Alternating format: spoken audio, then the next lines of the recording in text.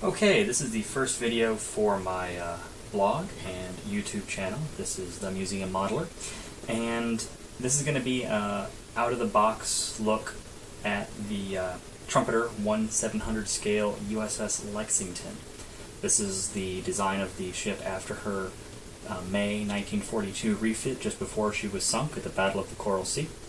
That's actually the reason why I got this kit, so I could do a Coral Sea setup on my display stand. But we're going to go ahead and open this up and look at what's inside. Just a note, I have opened it already. I haven't unboxed any of the sprues, everything is still in its bag, but I do want to do a quick check and just see what it was that I purchased the day that I picked it up. Alright, well let's go ahead and take a look.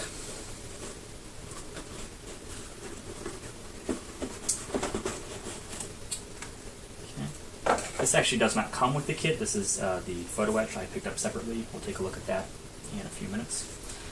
The first thing you see when you open it is this nice blue cover. At first I thought, well gee, that's an interesting way of keeping the model safe, but turns out it is a diorama base. This is water with a kind of crudely written Lexington here on the side. I'll probably find a way to replace that. But this gives you a nice option of doing the waterline version. I generally have avoided water lines, but with this, I think I'm going to go ahead and dive in and give it a shot.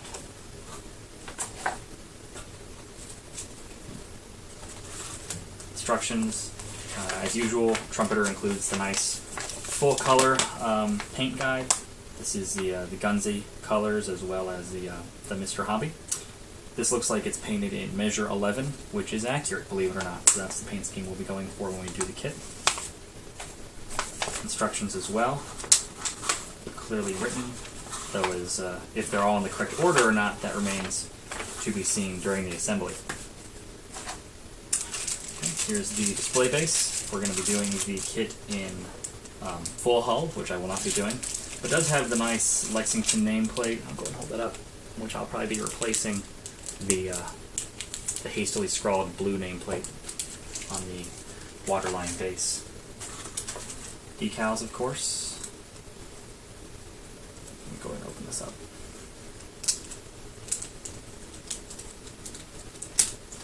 Can't imagine there's too many for the actual vessel besides waterline markings. Yeah, almost all of these are U.S.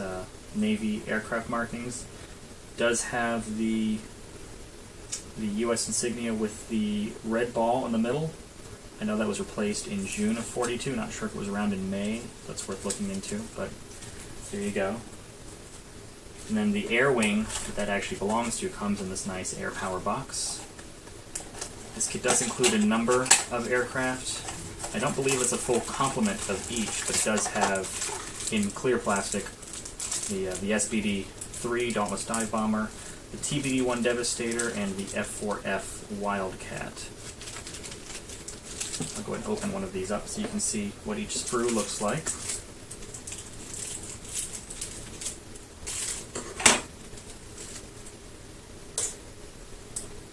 So you have the aircraft, the propellers, and then in a nice touch you have individually molded landing gear. You've got the wheels, and then you've got, oops, a little bit of a camera issue there. You've got the wheels and you've got the landing struts as well. So that's nice. That's something normally you've got to wait till photo etch for. It actually comes with it in this kit's case.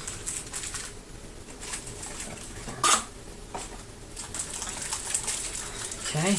Here's the actual hull of the Lexington. The waterline piece.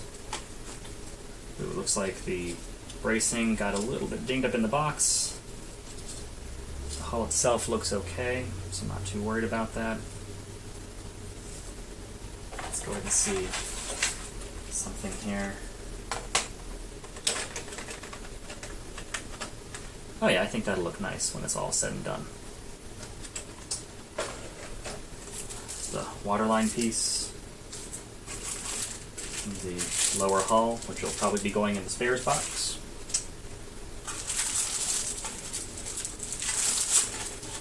It's the flight deck. It's single piece.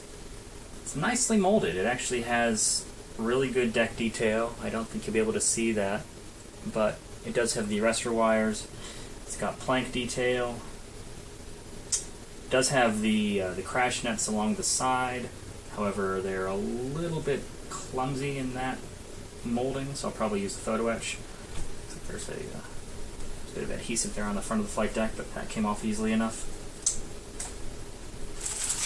Alright, so we now have several bags of sprues. Looks like 3 separate bags with 6 or so sprues. Let's take a look at them.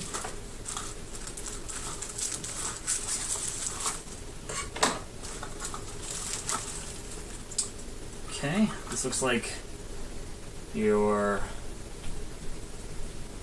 O'Clarons, Kellerons, I can never say that right, anti-aircraft weapons. Go ahead and hold that up. Now these don't include the shields. That's okay because we do have that in photo-etch. And again, we'll look at that in a minute. It looks like this is 2 copies of the same fret to give your ship a rather bristling array of anti-aircraft weapons.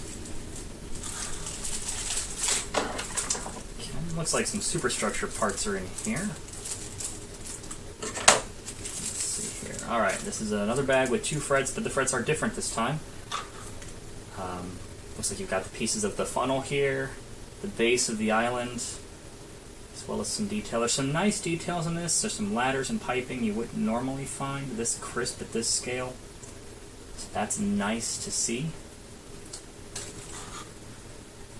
Here's the sides of the island. Smokestack caps, though those will be replaced with photo-etch, so will some of this rigging along the mainmast. That's nice. Plus you have, looks like, very nicely detailed anti-aircraft guards around here for the walkways. So that's nice to see. And the last bag, oops, dropped the scissors. The last bag in the box has another 2 frets in it. Again, it's 2 different frets.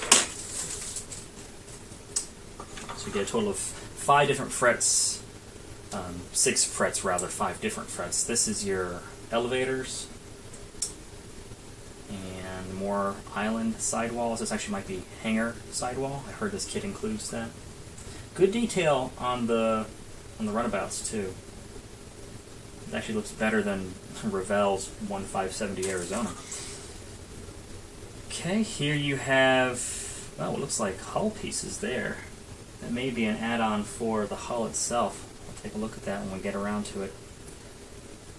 Not to mention, of course, you've got your propeller shafts and rudders, which we won't be using on this build. Cranes. And again, the crane looks actually pretty good. I don't know if you can see that. It's got the holes all the way through, so no need for a pin vise. We'll have to see if we need the photo etch on that or not. So there's what's in the box. And now let's take a quick look at the accessories I purchased. I picked up the gold medal models, Lexington and Saratoga set from Warship Hobbies. I like gold medal.